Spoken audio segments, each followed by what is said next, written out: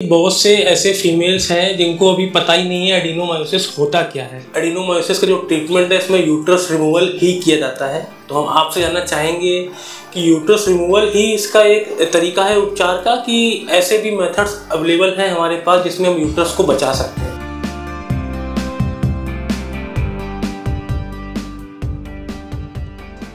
Hello friends, welcome to our monthly podcast series of AMRC.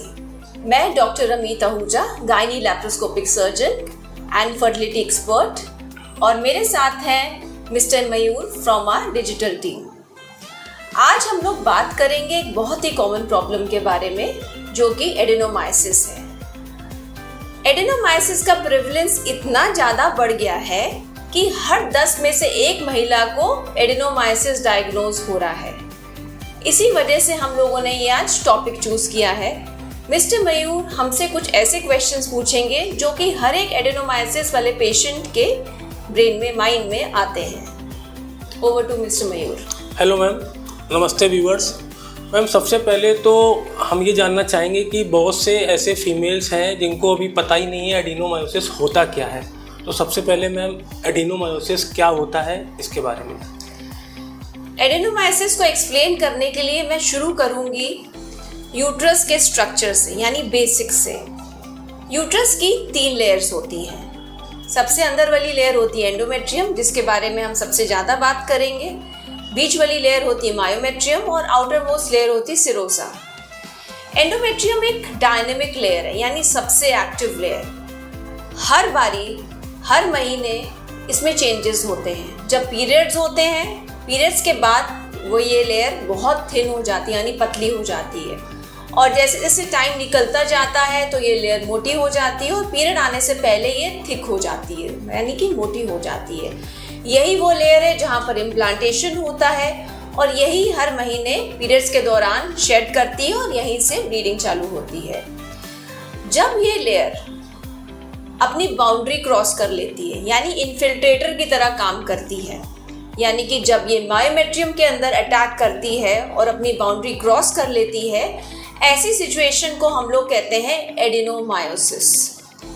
अपनी जगह पर तो वो काम कर ही रही है, साथ में जब वो मायोमेट्रियम के अंदर ग्रो करना शुरू करती है, तब वहाँ पर भी सेम तरीके के प्रॉब्लम क्रिएट करती है, यानी कि अंदर ही अंदर मायोमेट्रियम के अंदर ब्लीडिंग कॉज करना शुरू कर देती है, जिससे पेशेंट्स को तरह तरह की प्रॉब्लम्स होती है। एडिनोमायोसिस के क्या सिम्टम्स हैं मैम, कैसे इसको पहचान सकते हैं हम? देखिए, इसके सिम्टम्स जो हैं कुछ पीरियड्स के पेन के से रिजेंबल करते हैं, इसलिए जल्दी के लोग डायग्नोज नहीं कर पाते। इसमें क्या होता है कि पीरियड्स के दौरान पेशेंट को बहुत सिवियर पेन होता है। नॉर्मली पीरियड्स में क्या होता है, किसी लेडी को पेन होता है, जब पीरियड स्टार्ट होते हैं उसके दूसरे तीसरे दिन पेन सबसाइड कर जाता है। लेकिन इसमें जो पेन होता है, पीरियड्स स्टार्ट होते हैं तो स्टार्ट होता है और बढ़ता जाता है, और पीरियड्स खत्म होने के बाद भी बना रहता है। इसका कारण ये है कि जब जो नॉर्मल एंडोमेट्रियम है, जो शेड कर रही है, जो ब्लीड कर रही है, वो तो उसका ब्लड विजाइना से बाहर निकल रहा है। लेकिन जो गलत जगह की एंडोमेट्रियम है, जो मायोमेट्रियम के अंदर है, वो वहाँ पर भी ब्लीड कर रही है, और वो वाला ब्लड मायोमेट्रियम यानी बीच वाली लेयर के अंदर जमा हो रहा है, वहाँ पर सूजन बना रहा है, मायोमेट्रियम को मोटा कर रहा है, हाइपरट्रॉफी कर रहा है। और जब मायोमेट्रियम थिक हो जाती है तो वो कॉन्ट्रैक्ट करती है, जिसकी वजह से पेशेंट को प्रोग्रेसिव डिस्मेनोरिया होता है, यानी कि पीरियड का पेन बढ़ता जाता है। उसके साथ पीरियड खत्म होने के बाद भी अजीब सा दर्द पेट के निचले हिस्से में बना रहता है, और उसके अलावा सेक्सुअल कॉन्टैक्ट के टाइम पर पेन होता है।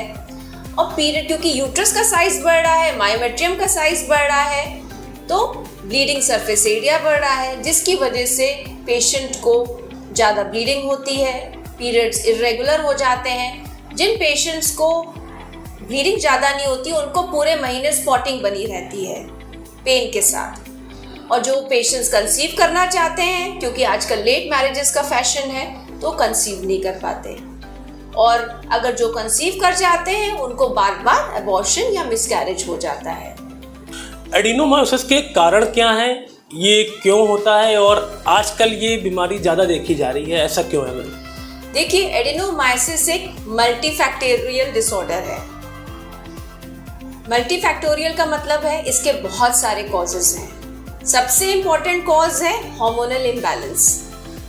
हार्मोनल इम्बैलेंस में क्या होता है, जो ईस्ट्रोजन की मात्रा है वो ज़्यादा हो जाती है। अभी हमने अपने पिछले 2 पॉडकास्ट में दूसरी कंडीशंस के बारे में बात करी जिसमें ईस्ट्रोजन की मात्रा ज़्यादा हो जाती है, जैसे कि एंडोमेट्रियोसिस, फाइब्रॉइड। सेम उसी तरीके से एडेनोमाइसिस में भी ईस्ट्रोजन की मात्रा ज़्यादा हो जाती है, जिसकी वजह से एंडोमेट्रियम थिक हो जाता है, मोटा हो जाता है, अपनी जगह छोड़ के मायोमेट्रियम में भी अटैक करना शुरू कर देता है। दूसरा कारण इसका है कि जब यूट्रस के अंदर किसी प्रकार का ट्रॉमा हो यानी चोट लगे, जैसे कि जब पेशेंट की डीएनसी होती है, यानी कि जब पेशेंट जैसे मिसकैरेज हुआ किसी का, उसके बाद आप सफाई कराते हैं तो आपकी डीएनसी होती है, तो एक प्रकार का ट्रॉमा होता है यूट्रस के अंदर, या फिर सिजेरियन सेक्शन के बाद, या फिर अगर कोई इन्फेक्शन है ज़्यादा लंबे समय तक रहा है, या जिनकी डिलीवरीज बहुत ज़्यादा होती हैं, जिनके ज़्यादा बच्चे होते हैं, तो किसी प्रकार का ट्रॉमा यूट्रस के अंदर हो रहा है, इन सब सिनेरियोज में, तो वहाँ पे एडेनोमाइसिस ज़्यादा देखा जाता है। कुछ केसेस में ये जेनेटिक भी होता है। अगर आपकी मदर या आपकी सिस्टर को है तो हो सकता है आपको भी हो। और कुछ हद तक लाइफस्टाइल फैक्टर्स और स्ट्रेस इसका भी रोल है। वो कैसे? क्योंकि अगर लाइफस्टाइल हमारा डिस्टर्ब है या हमें बहुत ज़्यादा स्ट्रेस है तो हमारे हार्मोन्स डिस्टर्ब होंगे। जब हमारे हार्मोन्स डिस्टर्ब होंगे तो हमें एडेनोमाइसिस या दूसरी बीमारियां भी हो सकती हैं। एडेनोमायोसिस के पेशेंट को डायग्नोज कैसे किया जाता है? देखिए, एडेनोमाइसिस के पेशेंट के लिए बेस्ट मोडालिटी ऑफ डायग्नोसिस है ट्रांसवेजाइनल अल्ट्रासाउंड। जब हम लोग ट्रांसवेजाइनल अल्ट्रासाउंड करते हैं तो हम लोगों को जो मायोमेट्रियम है वो काफ़ी मोटा दिखाई देता है, जो कि उसका टेक्सचर है वो भी चेंज हो जाता है, उसका टेक्सचर हिट्रोजेनस हो जाता है। दूसरा, हमको ये भी दिखाई देता है कि जो एंडोमेट्रियम है मायोमेट्रियम के अंदर घुस रहा है, तो दोनों का जो मार्जिन है, दोनों का जो जंक्शन है वो डिस्टर्ब मिलता है, और कुछ मायोमेट्रियल सिस्ट भी मिलती हैं। अब एडेनोमाइसिस 2 प्रकार का होता है, यानी कि पूरे यूट्रस में भी हो सकता है और लोकलाइज भी हो सकता है। जब ये पूरे यूट्रस में होता है तो ओवरऑल यूट्रस का साइज बढ़ जाता है। अगर ये लोकलाइज्ड है तो उस कंडीशन को हम लोग कहते हैं एडेनोमायोमा।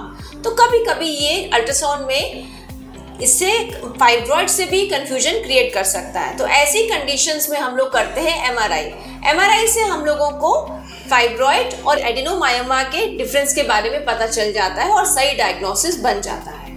क्या किसी पेशेंट को एडेनोमायोसिस है तो उस पेशेंट को एंडोमेट्रियोसिस भी हो सकता है? बिल्कुल सही क्वेश्चन किया आपने, क्योंकि अक्सर देखा गया है एडेनोमाइसिस का एसोसिएशन एंडोमेट्रियोसिस के साथ भी होता है। एक तरीके से दोनों सिबलिंग्स हैं, भाई बहन हैं।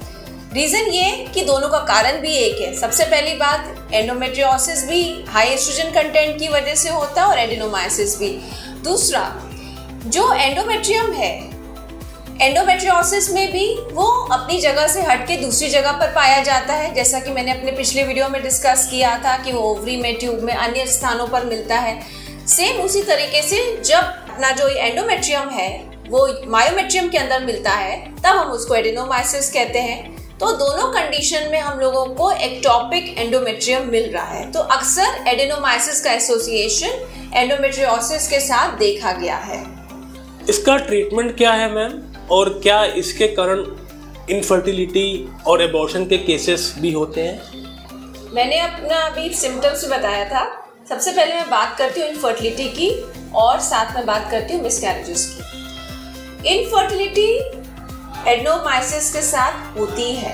रीज़न ये कि जब आपका एंडोमेट्रियम मायोमेट्रियम के अंदर ग्रो कर रहा है तो उसके अंदर एक प्रकार की सूजन होती है और कुछ ऐसे केमिकल्स, इन्फ्लेमेटरी सब्सटेंसेस रिलीज होते हैं, इन्फ्लेमेटरी मार्कर्स रिलीज होते हैं जो कि इम्प्लांटेशन होने से रोकते हैं, एम्ब्रियो का गर्भारोपण होने से रोकते हैं। और दूसरा, जब स्पर्म ट्रांसपोर्ट होता है तो वो कोऑर्डिनेटेड तरीके से नहीं होता। सेम तरीके से जो एग ट्रांसफ़र होता है फैलोपियन ट्यूब से, वो भी ठीक तरीके से नहीं होता है, जिसकी वजह से फर्टिलाइजेशन नहीं होता और प्रेगनेंसी नहीं आती।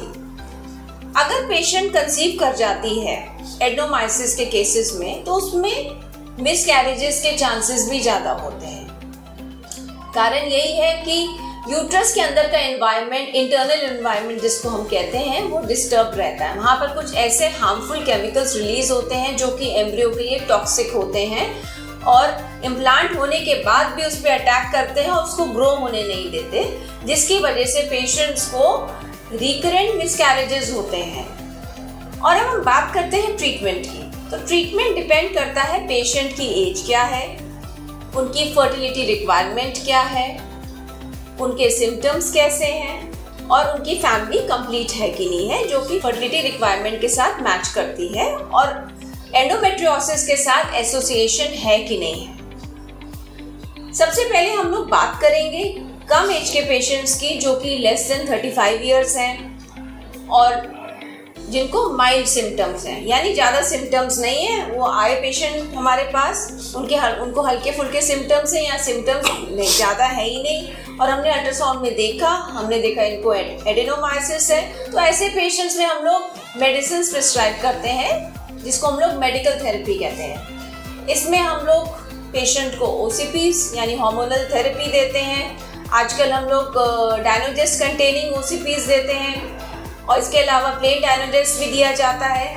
और आजकल एक मॉलिक्यूल आया है इलागोलिक्स, वो भी दिया जाता है। और कुछ पेशेंट्स में हम लोग हार्मोन्स कंटेनिंग आईयूडी जैसे कि इंट्रायूट्राइन डिवाइसेस जो होते हैं, जैसे मिरीना टाइप, इंसर्ट करते हैं। ये जितने भी ट्रीटमेंट हैं इनका एक ही मोड ऑफ एक्शन है, ये एंडोमेट्रियम को सप्रेस करते हैं, एस्ट्रोजन को कम करते हैं, क्योंकि जिसकी वजह से पेशेंट को ब्लीडिंग नहीं होती। जब ब्लीडिंग नहीं होगी, पीरियड्स नहीं आएंगे, तो ऑटोमेटिकली एडेनोमाइसिस वहीं पर रुक जाएगा। लेकिन ये जितने भी मेथड्स हैं, ये सब टेम्पररी मेथड्स हैं, ये केवल माइल्ड सिम्टम्स के लिए है, और अगर कोई पेशेंट सर्जरी नहीं चाह रहा है उनके लिए है। अगर कोई पेशेंट को सिम्टम्स ज़्यादा है, वो फर्टिलिटी डिमांड कर रहे हैं, यानी उनको प्रेगनेंसी चाहिए, वो कंसीव नहीं कर पा रहे हैं, और साथ में एंडोमेट्रियोसिस भी है, तो ऐसे पेशेंट्स के लिए बेस्ट रहती है लैप्रोस्कोपिक सर्जरी, जिसमें हम लोग एडेनोमायोमा या एडेनोमाइसिस रिडक्शन करते हैं लैप्रोस्कोपी द्वारा। साथ में हम लोग एंडोमेट्रियोटिक नोड्यूल्स जितने हैं, चॉकलेट सिस्ट है, जितना भी एनाटॉमी डिस्टॉर्टेड है पेल्विस के अंदर, वो सब हम लोग उसको नॉर्मल करते हैं। उसके बाद हम लोग पेशेंट को कंसीव होने की सलाह दे सकते हैं। अगर किसी पेशेंट की एडेनोमायोमेक्टमी हुई है, तो ऐसे केसेस में हम लोग पेशेंट्स को 4 से 6 महीने बाद ही कंसीव होने की सलाह देते हैं। अगर किसी पेशेंट्स की ट्यूब डैमेज है एंडोमेट्रियोसिस की वजह से, अगर और साथ में उसको एडेनोमाइसिस भी है, तो ऐसे पेशेंट्स में हम लोग को ट्यूब्स भी हटानी पड़ती हैं, और ऐसे पेशेंट्स में फिर हम लोग आईवीएफ करते हैं। कुछ ऐसे पेशेंट्स हैं जहां पर प्लेन एडेनोमाइसिस है, एंडोमेट्रियोसिस नहीं है, तो ऐसे कंडीशंस में हम लोग पेशेंट को, और साथ में उनको ओवेरियन रिजर्व भी डिस्टर्ब्ड है और एज 35 से ज़्यादा है, तो ऐसे पेशेंट्स में हम फिर आईवीएफ की सलाह देते हैं। उससे पहले हम लोग उनको जीएनआरएच एगोनिस्ट से डाउन रेगुलेट करते हैं। और अगर पेशेंट की एज 40 या 45 से ज़्यादा है और उनको बहुत सिवियर सिम्टम्स हैं और फैमिली कंप्लीट है, तो ऐसे केसेस में हम लोग करते हैं हिस्टेरेक्टमी लैप्रोस्कोपी द्वारा, जिसको हम लोग कहते हैं टोटल लैप्रोस्कोपिक हिस्टेरेक्टमी। एक और बहुत इंपॉर्टेंट मोडालिटी आजकल ट्रीटमेंट की है, जो कि जिसको हम लोग माइक्रोवेव एब्लेशन भी कहते हैं। ये हम लोग जहाँ पर ग्लोबुलर या ग्लोबल एडेनोमाइसिस होता है वहाँ पर यूज़ करते हैं।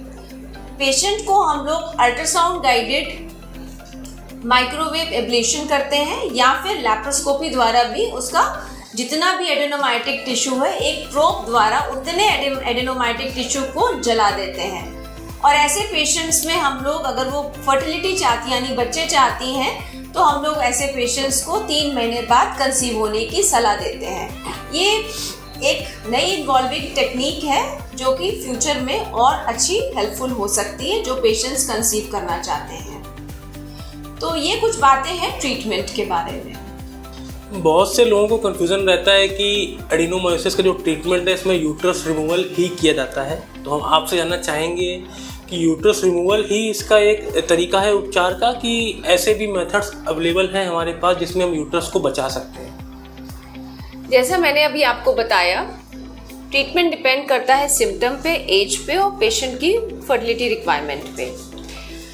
ऐसा ज़रूरी नहीं है कि हर पेशेंट में हम लोग यूट्रस हटा दें। जहाँ पर माइल्ड सिम्टम्स हैं वहाँ पर हम लोग पेशेंट को मेडिकली भी ट्रीट करते हैं। और ये भी मैं आपको बताना चाहूँगी, मेनोपॉज के बाद एडेनोमाइसिस वहीं पे स्टॉप कर जाता है। तो अगर पेशेंट की एज ज़्यादा है, उनको सिम्टम्स ज़्यादा नहीं है और वो अप्रोचिंग मेनोपॉज हैं, तो हम लोग वेट कर सकते हैं और पेशेंट को 6 मंथली अल्ट्रासाउंड से फॉलो अप कर सकते हैं। और अगर पेशेंट अपना यूट्रस कंजर्व करना चाहते हैं तो ये भी संभव है। ऐसा हम लोग कर सकते हैं लैप्रोस्कोपिक एडेनोमायोमेक्टमी करके। अगर लोकलाइज्ड एडेनोमायोमा है हमारे पास, तो ऐसे कंडीशन में हम लोग लैप्रोस्कोपिक एडेनोमायोमेक्टमी करते हैं और यूट्रस को रिकंस्ट्रक्ट करते हैं। अगर पेशेंट कम एज की और उसकी फर्टिलिटी रिक्वायरमेंट है तो वो कंसीव भी कर सकती हैं। और अगर ज़्यादा उम्र की पेशेंट है, उनकी फर्टिलिटी रिक्वायरमेंट नहीं है, तो कोई दिक्कत नहीं है, वैसे भी कंटिन्यू कर सकती हैं। दूसरा मेथड है आईयूडी, जो मैंने भी बताया, मिरीना, जो एक प्रोजेस्टेरॉन रिलीजिंग इंट्रायूट्राइन डिवाइस है। उसको हम लोग अंदर यूट्रस के अंदर फिट कर देते हैं, जिससे कि एंडोमेट्रियम एट्रोफी हो जाती है, यानी कि एंडोमेट्रियम थिन हो जाती है। और जब एंडोमेट्रियम थिन हो जाएगी तो मायोमेट्रियम के अंदर ग्रो नहीं करेगी और एडेनोमाइसिस के सिम्टम सबसाइड कर जाएंगे। ये भी एक बहुत अच्छी मोडालिटी है जिससे हम लोग आपके 45 इयर्स के आसपास के पेशेंट्स को भी ट्रीट कर सकते हैं। लेकिन ऐसे पेशेंट्स को फॉलोअप में रहना बहुत ज़्यादा ज़रूरी है। और एक बहुत अच्छी टेक्निक आजकल इवॉल्व कर रही है, वो है microwave ablation and radio frequency ablation. इससे ये प्रोब्स होते हैं माइक्रोवेव के और रेडियो फ्रिक्वेंसी, जिससे हम लोग एडेनोमाइटिक टिश्यू को बर्न कर देते हैं। और अगर पेशेंट्स कंसीव करना चाहते हैं तो 3 महीने के बाद वो कंसीव भी कर सकते हैं। तो यूट्रस रिमूवल ही खाली एक ट्रीटमेंट नहीं है एडेनोमाइसिस के लिए। हमारे पास यूट्रस कंजर्विंग सर्जरीज भी हैं। और एक बहुत इंपॉर्टेंट बात है, मैं आज सारे पेशेंट से शेयर करना चाहती हूँ कि कम उम्र में यूट्रस प्लीज़ मत हटवाएं। हमारे पास अक्सर गांव से, छोटे सिटीज़ से पेशेंट्स आते हैं। इनफैक्ट कुछ डॉक्टर्स के रेफर्ड पेशेंट्स आते हैं 25 साल के, 30 साल के, 35 साल के। वो किसी ना किसी वजह से यूट्रस हटवाना चाहते हैं। वो सोचते हैं सारे फसाद की जड़ यूट्रस है, यूट्रस हटवा दो, काम खत्म। तो प्लीज़ मत यूट्रस हटवाइए। अगर आप 45 ईयर्स से नीचे हैं और आपको बहुत ज़्यादा कोई ऐसी प्रॉब्लम नहीं है, तो यूट्रस को सेव करने की कोशिश करिए, ना कि उसको हटाने की। मैम, इसके ट्रीटमेंट में बेसिकली ओपन सर्जरी और लेप्रोस्कोपिक सर्जरी 2 मेथड्स हैं। तो हमें कौन से मेथड से को चुनना चाहिए और क्या ये केस पे डिपेंड करता है कौन सा मेथड हमें चुनना है? देखिए, आजकल जो है मिनिमल इन्वेजिव मेथड का ही ज़माना है। एक ज़माना था जब लोग कहते थे जितना बड़ा चीरा उतना बड़ा सर्जन। आजकल पेशेंट को कम से कम पेन होना चाहिए, कम से कम उसके पेट पे निशान पड़ना चाहिए, तो वही सर्जरी अच्छी है और पूरी तरीके से डिजीज़ हटना चाहिए। तो लैप्रोस्कोपिक सर्जरी ही एडेनोमायोमेक्टमी और हिस्टेक्टमी के लिए बेस्ट है। बेस्ट क्यों है? इससे हम लोगों को 10 टाइम्स मैग्निफिकेशन नज़र आता है। साथ में हम लोग पूरे डिजीज़ को हटा सकते हैं, एंडोमेट्रियोसिस को भी साथ में हटा सकते हैं, जो कि हम ओपन सर्जरी में नहीं कर सकते। जितनी अच्छी एनाटमी हम लोग को लैप्रोस्कोपी में दिखती है, उतनी अच्छी हम लोग को ओपन में नहीं दिखती है, क्योंकि इसमें हमें मैग्नीफाइड व्यू मिलता है। अब हम पेशेंट फ्रेंडली इसको क्यों कहते हैं? इसलिए कहते हैं क्यों लैप्रोस्कोपिक सर्जरी के बाद पेशेंट को पेन बहुत कम होता है, ना के बराबर होता है। दूसरा, वो अपने काम में जल्दी लौट सकते हैं। 24 to 48 आवर्स में हम लोग डिस्चार्ज कर देते हैं ऐसे पेशेंट्स को। 10 से 15 दिन बाद वो अपने ऑफिस में लौट सकते हैं और अपने घर के कामकाज भी कर सकते हैं। हर्निया के चांसेस कम हैं, इन्फेक्शन के चांसेस कम हैं, पेट पे जो स्कार आता है वो ना के बराबर आता है। तो इसलिए लैप्रोस्कोपिक सर्जरी ही आंसर है इन प्रकार की सर्जरीज के लिए।